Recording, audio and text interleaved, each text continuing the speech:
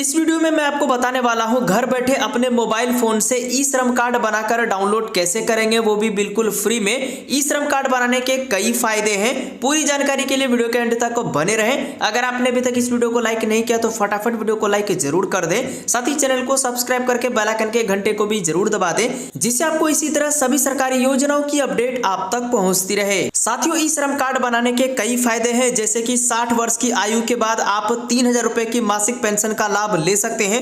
दूसरा सबसे अच्छा है, आपको यहाँ पर 2 लाख रुपए का बीमा मिल जाता है। श्रमिक की आंशिक विकलांगता की स्थिति में आपको 1 लाख रुपए की वित्त सहायता दी जाती है। इसके अलावा लाभार्थियों को पूरे भारत में मान्य 12 अंकों का यूएन नंबर मिल जाता है। प्रधानमंत्री श्रम योगी मानधन योजना का लाभ उठा सकते हैं, जिससे कि आपको 60 वर्ष की आयु के बाद 3000 रुपए की मासिक पेंशन दी जाती है। इसके अलावा राष्ट्रीय कैरियर सेवा यानी कि एनसीएस पोर्टल पर कर्मचारी रजिस्ट्रेशन करके यूएन नंबर का उपयोग करके आप अपने नौकरी अवसरों की तलाश भी कर सकते हैं। साथ ही श्रम कार्ड धारक को स्किल इंडिया डिजिटल पोर्टल के माध्यम से श्रमिकों को कौशल और प्रशिक्षण का अवसर प्रदान करता है। इस श्रम कार्ड की पात्रता की बात करें तो कोई भी असंगठित श्रमिक या फिर असंगठित क्षेत्र में काम करने वाला कोई भी व्यक्ति यह कार्ड बना सकता है। श्रमिक की आयु 16 साल से लेकर के 59 वर्ष के बीच होनी चाहिए। आपके पास आधार कार्ड जुड़ा वैध मोबाइल नंबर होना चाहिए। श्रमिकों को आयकर दाता नहीं होना चाहिए। ई श्रम कार्ड बनाने के लिए आपको इनके ऑफिशियल वेबसाइट e-shram.gov.in पर आना होगा। इस वेबसाइट का लिंक मैं नीचे वीडियो के डिस्क्रिप्शन में भी दे दूंगा। यहाँ पर आने के बाद आपको स्क्रॉल डाउन करके नीचे आना है। यहाँ पर आपको पहले ही नंबर पर देखने को मिल जाता है रजिस्टर ऑन ई श्रम। सिंपली आपको इसी वाले ऑप्शन पर आपको क्लिक करना है। यहाँ पर आप जैसे क्लिक करेंगे तो आपके सामने सेल्फ रजिस्ट्रेशन का फॉर्म खुल करके आ जाता है और यहाँ पर आपको सिंपली क्या करना है, वह वाला मोबाइल नंबर देना है जो आपके आधार कार्ड के साथ लिंक हो। सिंपली यहाँ पर मोबाइल नंबर टाइप कर देंगे, देन इस वाले कैप्चा को आपको यहाँ पर फिलअप करना है। उसके बाद आपसे पूछा जा रहा है क्या आप ईपीएफओ के मेंबर है या फिर ईएसआईसी के मेंबर है, तो दोनों में आपको यहाँ पर नो पर सिलेक्ट करना है। उसके बाद आपको सेंड ओटीपी इस वाले ऑप्शन पर आपको क्लिक कर देना है। उसके बाद आपके मोबाइल नंबर पर ओटीपी आएगा, उस वाले ओटीपी को आपको यहाँ पर फिलअप करना है। देन उसके बाद इस वाले कैप्चा को आपको यहाँ पर एंटर करना है। उसके बाद आपको सबमिट वाले ऑप्शन पर आपको क्लिक कर देना है। उसके बाद आपको आधार ई-केवाईसी करने के लिए बोला जाता है, तो सिंपली आपको यहाँ पर आधार नंबर वाले ऑप्शन पर आपको सिलेक्ट रहने देना है। जो भी आपका आधार नंबर होगा, आधार नंबर आप यहाँ पर एंटर करेंगे। देन उसके बाद यहाँ पर आपको ओटीपी वाले ऑप्शन पर ही आपको सिलेक्ट रहने देना है। उसके बाद आपको इस वाले कैप्चा को आपको यहाँ पर एंटर करना है। उसके बाद आपको इस बॉक्स वाले ऑप्शन पर आपको टिक करना है। देन आपको सबमिट वाले ऑप्शन पर आपको क्लिक कर देना है। उसके बाद आपके आधार लिंकेड मोबाइल नंबर पर ओटीपी भेजा जाता है, उस वाले ओटीपी को आपको यहाँ पर एंटर करना है। देन उसके बाद आपको यहाँ पर कैप्चा एंटर करना है। उसके बाद आपको वैलिडेट वाले ऑप्शन पर आपको क्लिक कर देना है। उसके बाद आपके सामने रजिस्ट्रेशन फॉर्म खुल करके आ जाता है। यहाँ पर आपका पहले से ही मोबाइल नंबर देखने को मिलता है। अगर आप चाहे कोई इमरजेंसी वाला मोबाइल नंबर देना चाहते हैं तो आप यहाँ पर दे सकते हैं। देन उसके बाद यहाँ पर आपको अपना ईमेल आईडी देना है। उसके बाद यहाँ पर आपको मैरिटल स्टेटस बताना है कि आप यहाँ पर मैरिड या फिर डिवोर्स हैं। जो भी होगा आप अपने अकॉर्डिंग आप यहाँ पर सिलेक्ट करेंगे। उसके बाद यहाँ पर मदर्स का नेम एंटर करना है। देन उसके बाद यहाँ पर आपको फादर या फिर हस्बैंड का नेम आपको यहाँ पर सिलेक्ट करना है। फादर नेम सिलेक्ट करेंगे तो यहाँ पर आपको फादर नेम डालना है। हस्बैंड नेम सिलेक्ट करते हैं तो आप यहाँ पर हस्बैंड नेम आपको एंटर करना है।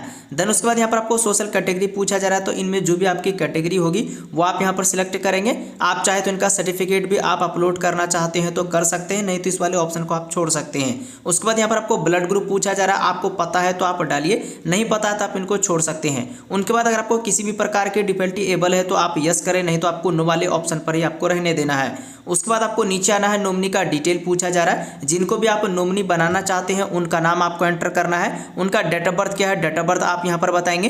जेंडर बताएंगे कि मेल या फिर फीमेल। उसके बाद आपको रिलेशनशिप बताना है कि उनमें और आपका यहाँ पर क्या रिलेशन है, तो जो भी होगा आप अपने अकॉर्डिंग आप यहाँ पर सिलेक्ट करेंगे। उसके बाद यहाँ पर आपको नॉमिनी का पूरा एड्रेस आपको देना है। नॉमिनी का मोबाइल नंबर क्या है, मोबाइल नंबर आप यहाँ पर एंटर करेंगे। देन उसके बाद आपको यहाँ पर सेव एंड कंटिन्यू इस वाले ऑप्शन पर आपको क्लिक कर देना है। अगले स्टेप में आपको यहाँ पर रेसिडेंटल का डिटेल मांगा जाता है। आपको यहाँ पर पहले होम या फिर नेटिव स्टेट पूछा जाएगा, यानी कि जहां पर आपका जन्म हुआ था वह वाला आपको यहाँ पर स्टेट सिलेक्ट करना है। तो जो भी होगा आप अपने अकॉर्डिंग आप यहाँ पर सिलेक्ट करेंगे। उसके बाद यहाँ पर आपको नेटिव डिस्ट्रिक्ट पूछा जा रहा है, तो इनमें आपका जो भी जिला पड़ता होगा वो आप यहाँ पर सिलेक्ट करेंगे। अगर आपके स्टेट का कोई स्पेसिफिक आईडी है तो आप यहाँ पर दे सकते हैं, नहीं तो आप इस वाले ऑप्शन को छोड़ सकते हैं। देन उसके बाद स्क्रॉल डाउन करके नीचे आएंगे तो यहाँ पर आपको करंट एड्रेस पूछा जा रहा है, आप अर्बन में रहते हैं या फिर रूरल में रहते हैं। अगर आप गाँव में रहते हैं तो आप यहाँ पर रूरल को सिलेक्ट करेंगे, शहर में रहते हैं तो अर्बन को सिलेक्ट करेंगे। जो भी आपका एड्रेस होगा, एड्रेस लाइन 1 एड्रेस लाइन 2 आप यहाँ पर फिलअप करेंगे। आपका जो भी स्टेट पड़ता होगा आप यहाँ पर दोबारा से आपको अपने स्टेट को सिलेक्ट करना है। जो भी आपका डिस्ट्रिक्ट होगा अपने डिस्ट्रिक्ट को सिलेक्ट करेंगे। मैं यहाँ पर आपको एग्जाम्पल के तौर पर बता रहा हूँ, इसी तरीके से आपको यहाँ पर सिलेक्ट करना है। देन उसके बाद जो भी आपका सब डिस्ट्रिक्ट या तहसील पड़ता होगा वो आप यहाँ पर सिलेक्ट करेंगे। जो भी विलेज होगा विलेज को आप यहाँ पर सिलेक्ट करेंगे। आपका जो भी पिन कोड होगा पिन कोड आप यहाँ पर एंटर कर देनी है। उसके बाद आप यहाँ पर पूछा जा रहा है स्टेइंग एट करंट लोकेशन, यानी कि आप इस करंट एड्रेस पर कितने साल से रह रहे हो वो आप यहाँ पर बताना है। 1 साल से, जितने भी साल से रह रहे हो आप अपने अकॉर्डिंग आप यहाँ पर सिलेक्ट करेंगे।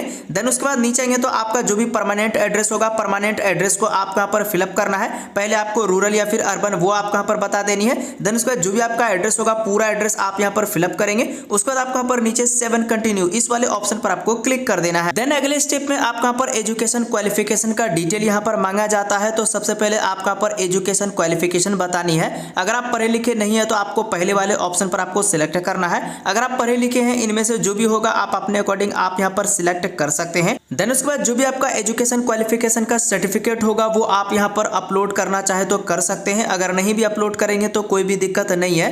उसके बाद नीचे आएंगे तो आपका यहाँ पर मंथली इनकम पूछा जा रहा है। तो इनमें से जो भी आपकी मंथली इनकम होगी आप उनका यहाँ पर सिलेक्ट कर लेंगे। उसके बाद यहाँ पर आपको इनकम सर्टिफिकेट भी यहाँ पर अपलोड करने के लिए बोला जाता है। आपके पास अगर मौजूद है इनकम सर्टिफिकेट तो आप इनको अपलोड कर सकते हैं, नहीं है तो कोई भी दिक्कत नहीं है। आपको यहाँ पर नीचे 7 कंटिन्यू वाले ऑप्शन पर आपको क्लिक कर देना है। अगले स्टेप में आपको यहाँ पर ऑक्यूपेशन एंड स्किल का डिटेल मांगा जाता है। तो यहाँ पर आपको सबसे पहले पूछा जा रहा है क्या आप ऐसे प्लेटफॉर्म पर काम करते हैं जो यहाँ पर मोबाइल ऐप बेस्ड सर्विस जैसे कि उबर, ओला, जोमेटो इस तरह का कोई भी काम करते हैं। तो आपको यस करना है, नहीं तो आपको नो वाले ऑप्शन पर आपको सिलेक्टेड रहने देना है। उसके बाद यहाँ पर आपको ऑक्यूपेशन बताना है। तो आप चाहे तो यहाँ पर डायरेक्टली सर्च कर सकते हैं, चाहे आप कारपेंटर है कुछ भी है आप यहाँ पर डायरेक्ट लिख करके भी सर्च कर सकते हैं। बाकी आप चाहे तो NCO कोड के द्वारा भी लिस्ट देख सकते हैं। तो यहाँ पर आपका ऑक्यूपेशन सिलेक्ट हो जाता है। तो सिंपली आपको यहाँ पर आई वाला जो आइकन मिलता है इस वाले ऑप्शन पर आपको क्लिक करना है।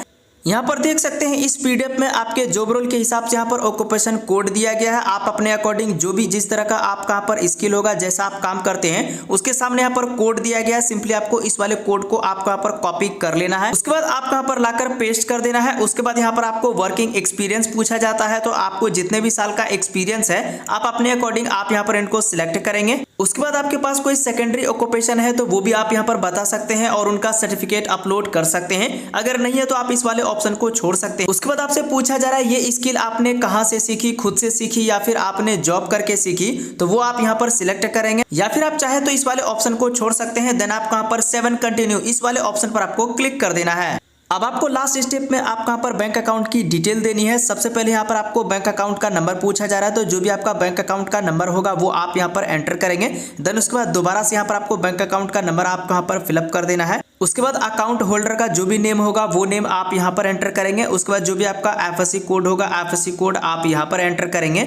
FSC कोड एंटर करने के बाद आपको इस सर्च वाले आइकन पर आपको क्लिक करना है। जैसे आप सर्च वाले ऑप्शन पर क्लिक करेंगे तो यहाँ पर आपका ऑटोमेटिक बैंक नेम और यहाँ पर आपको ब्रांच नेम देखने को मिल जाएगा। उसके बाद आपको 7 कंटिन्यू इस वाले ऑप्शन पर आपको क्लिक कर देना है। उसके बाद आपके सामने यहाँ पर सेल्फ डिक्लेरेशन फॉर्म यहाँ पर खुल करके आ जाता है। आपको यहाँ पर चेक कर लेना है। अगर आपको लगता है कुछ गलत है, मिसिंग है, तो यहाँ पर आपको एडिट का ऑप्शन मिल जाता है, आप एडिट कर सकते हैं। अगर आपको लगता है बिल्कुल सही है तो आपको इस वाले बॉक्स में आपको यहाँ पर टिक करना है। देन आपको सबमिट इस वाले ऑप्शन पर आपको क्लिक कर देना है। देन उसके बाद आपका यहाँ पर ई-श्रम कार्ड जनरेट हो जाता है और इस कार्ड को डाउनलोड करने के लिए इस वाले ऑप्शन पर क्लिक करके डाउनलोड कर सकते हैं।